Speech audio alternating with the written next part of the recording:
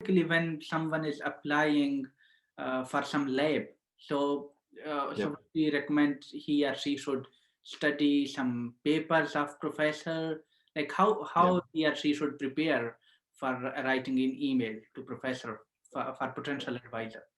Sure. Well, again, the writing that email, that introductory email, and uh, working on your CV, changing it to match, and there's the key word, match Right.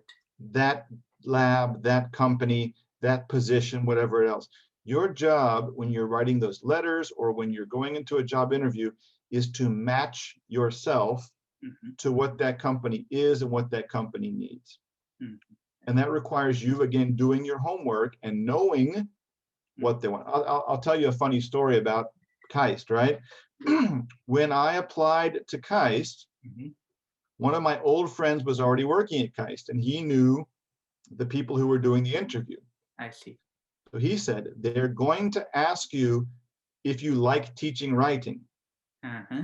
And at that time, I did not like teaching writing. So I was going to be like, no, not really. I want to teach presentation skills. He said, no, you say, I love the challenge of teaching writing.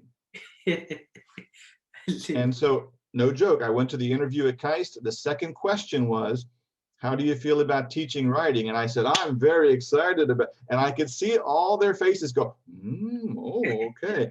If I had said, oh no, I would much rather teach speaking or presentation skills or business English, they would have said, I don't know, right? Mm, So again, no, again, professional networking comes into that story. right, right, Preparation and doing my homework came into that story. right. Matching myself to what they wanted. Now, by working at KAIST and teaching writing classes, that only helped my career to have experience as a writing instructor, obviously. So everybody was the winner there. I got more experience. They got someone who said, yes, I will teach writing.